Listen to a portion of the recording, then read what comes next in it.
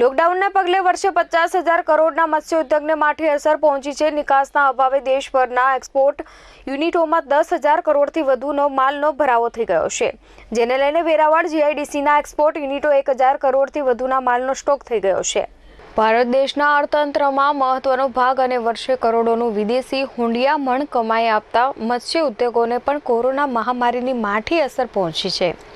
Seafood export association of ઇન્ડિયાના president Jagdish ફોખનડીએ જણાવ્યું હતું કે વેસ્ટ બંગાળથી ગુજરાત સુધીના સમગ્ર ભારતના સમુદ્ર કિનારા પરના 9 રાજ્યોમાં મત્સ્ય ઉદ્યોગ પથરાયેલો છે।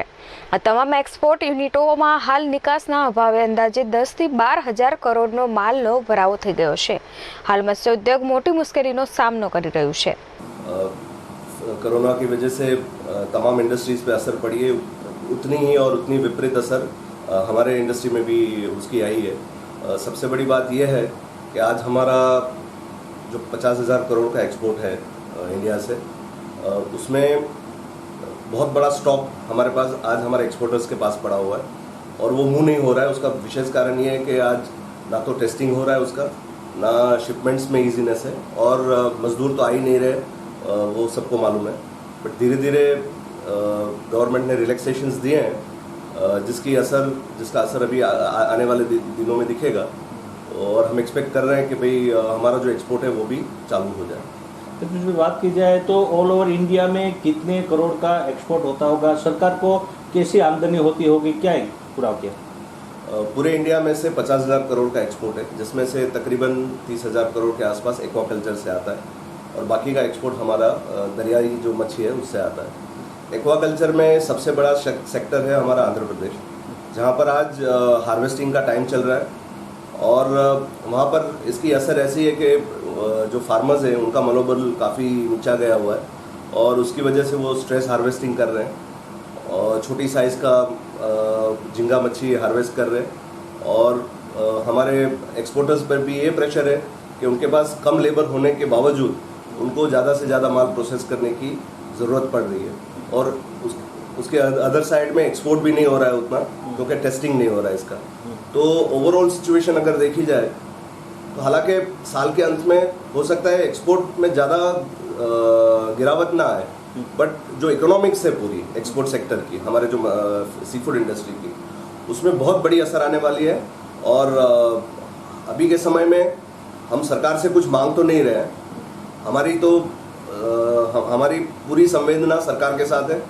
ये पूरा एपिसोड है उसमें हम सपोर्ट करना चाहते हैं, बट आगे जाके जब ये कंडीशंस सुधर जाए तो हम सरकार से बिल्कुल ये इच्छा रखते हैं कि भाई हमारे सेक्टर को भी जैसे एग्रीकल्चर सेक्टर को देखते हैं उसी अच्छी नज़र से देखा जाए।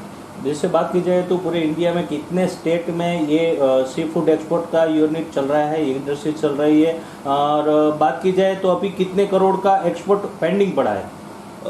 ओवरऑल इंडिया में 9 कोस्टल स्टेट्स हैं। ये 9 कोस्टल स्टेट्स में वेस्ट बंगाल से लेके गुजरात तक के जो पूरे दरियाई स्टेट्स है उसमें एक्सपोर्ट का बिजनेस चलता है। और मेरे हिसाब से एक कच्चा अंदाज़ा ये है कि आज कम से कम 10 से 12,000 करोड़ का स्टॉक हमारे एक्सपोर्टर्स के पास है। हमारी जो मेन मार्केट्स है यूएसए, यूरोप सबसे ज़्यादा प्रभावित है। चाइना भी उभरती मार्केट है हमारे लिए, वहाँ पर भी कुछ इश्यूज़ है जो हम सरकार के साथ सॉल्व कर रहे हैं, बट चाइना को छोड़ के बाकी सारी मार्केट्स आज डल है, वहाँ पर एक्सपोर्ट्स ऑर्डर स्लगिश है, पेमेंट स्लो है। ये सारी असर सीधी आती है हमारे एक्सपोर्टर्स के ऊपर और आज के हालात में हम इतना कह सकते हैं कि हमारी कंडीशन बहुत ज़्यादा अच्छी नहीं है। ગુજરાતની વાત કરીએ તો સમગ્ર ગુજરાતમાં 145 જેટલા એક્સપોર્ટ યુનિટો પૈકી 125 જેટલા યુનિટો માત્ર વેરાવળ જીઆઈડીસી ખાતે કાર્યરત, એટલે કે ગુજરાતનો મત્સ્ય ઉદ્યોગ વેરાવળમાં મહદ અંશે કાર્યરત છે। સીફૂડ એક્સપોર્ટ એસોસિએશન ગુજરાત રિજિયનના પ્રેસિડેન્ટ પિયુષ ફોખનડીએ જણાવ્યું હતું કે ગુજરાતમાંથી 5 કરોડનું ટર્નઓવર થાય છે। વેરાવળમાં હાલ 1,000 કરોડથી વધુનો માલ કોલ્ડ સ્ટોરેજમાં છે। હાલ આજે તારીખ 20 એપ્રિલથી સરકારના નિર્દેશ અનુસાર જિલ્લા વહીવટીતંત્ર દ્વારા યુનિટો શરૂ કરવા પરવાનગી આપી છે। 125 પૈકી 75 જેટલા યુનિટો હાલ કાર્યરત થયા છે।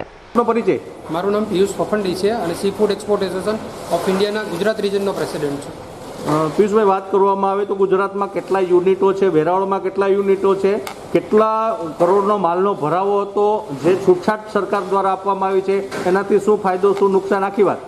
ટોટલ 170થી 180 યુનિટો સીફૂડના સમગ્ર ગુજરાતમાં છે, જેમાં પોરબંદર અને વેરાવળમાં 125થી 130ની સંખ્યામાં સીફૂડ એક્સપોર્ટના યુનિટો આવેલા છે.